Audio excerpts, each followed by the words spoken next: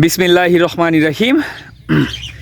ইন্নাল হামদুলিল্লাহি ওয়া সালাতু ওয়া সালামু আলা রাসূলুল্লাহি ওয়া আলা আলিহি ওয়া সাহবিহি ওয়া সাল্লামা তাসলিমান কাসিরান মাজিদান ইলা ইয়াউমিদ্দিন।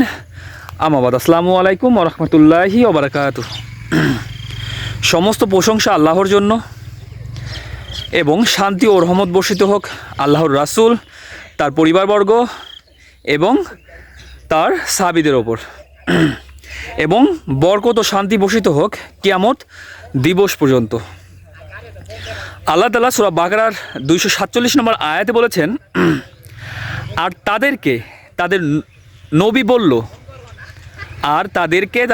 তাদের নবী বলল, নিশ্চয়ই আল্লাহ তোমাদের জন্য তালুতকে রাজা রূপে পাঠিয়েছেন। তারা বলল, আমাদের ওপর কিভাবে তার রাজত্ব হবে, অথচ আমরা তার চেয়ে রাজত্বের অধিক হকদার, আর তাকে সম্পদের প্রাচুর্য দেওয়া হয়নি। সে বলল, নিশ্চয়ই আল্লাহ তাকে তোমাদের ওপর মনোনীত করেছেন এবং তাকে জ্ঞান ও দেহে অনেক বাড়িয়ে দিয়েছেন, আর আল্লাহ যাকে চান তাকে তার রাজত্ব দেন, আর আল্লাহ প্রাচুর্যময় সর্বাজ্ঞ। মানে এর আগের আয়াতে যখন বলা হলো যে শামবিল আলাইহিসসালামের উম্মতেরা যখন বললেন যে আমাদেরকে একটা রাজা দেন, যার মাধ্যমে নেতৃত্বে আমরা জিহাদ করব। তো এর আগের আয়াতে 246 নম্বর আয়াতে বলেছেন আল্লাহ তাআলা, আর 47 নম্বর আয়াতে বলতেছেন এখানে বলতেছেন যে যখন শামবিল আলাইহিসসালাম তার উম্মতদেরকে বললেন, তার কওমকে বললেন যে তোমাদের জন্য তালুতকে রাজা রূপে পাঠিয়েছেন আল্লাহ তাআলা, তারা বলল, আমাদের ওপর কিভাবে তালুত রাজত্ব করবে বা হবে, ওর রাজত্ব কিভাবে হবে, কারণ তার চেয়ে আমরা বেশি হকদার, রাজা হওয়ার জন্য বেশি হকদার, কারণ আমাদের সম্পদের প্রাচুর্য আছে, আমাদের সম্পদ প্রচুর পরিমাণে, কিন্তু তালুতের কোনো সম্পদ নেই।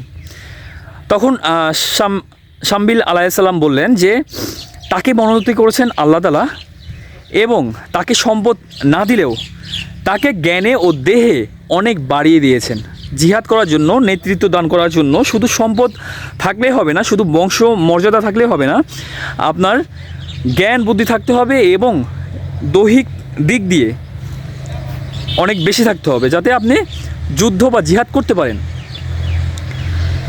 আর আল্লাহ যাকে চান তাকেই রাজত্ব দান করেন, আর যাকে চান না সে রাজত্ব পায় না। আল্লাহ প্রাচুর্যময় সর্বাজ্ঞ। সবাইকে বোঝার মতো তৌফিক দান করুক, এবং আল্লাহ রাসূলের মাধ্যমে যা কিছু পাঠিয়েছে তা গ্রহণ করা এবং তারপরে আমল করা তৌফিক দান করুক। সবাই 5 ওয়াক্ত নামাজ পড়বেন, এবং আপনার আশেপাশে যারা আছে, আপনার বাবা, আপনার মা, আপনার ভাই বোন, আপনার সন্তান, আপনার স্ত্রী, সবাইকে নামাজের দাওয়াত দেন। আপনার পাড়া প্রতিবেশী, আত্মীয় স্বজন এবং আপনার বন্ধুবান্ধব সবাইকে নামাজের জন্য দাওয়াত দেন। সবাইকে 5 ওয়াক্ত নামাজের মধ্যে নিয়ে আসেন, আর এর ফল অবশ্যই আপনি আখিরাতে আল্লাহর কাছ থেকে পাবেন ইনশাআল্লাহ, আল্লাহ যদি চান।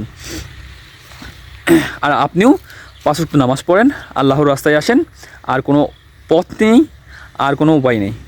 সবাইকে বোঝার মতো তৌফিক দান করুক। সবাই 5 ওয়াক্ত নামাজ পড়বেন, নামাজের দাওয়াত রইল। আল্লাহ হাফেজ, সবাই ভালো থাকবেন।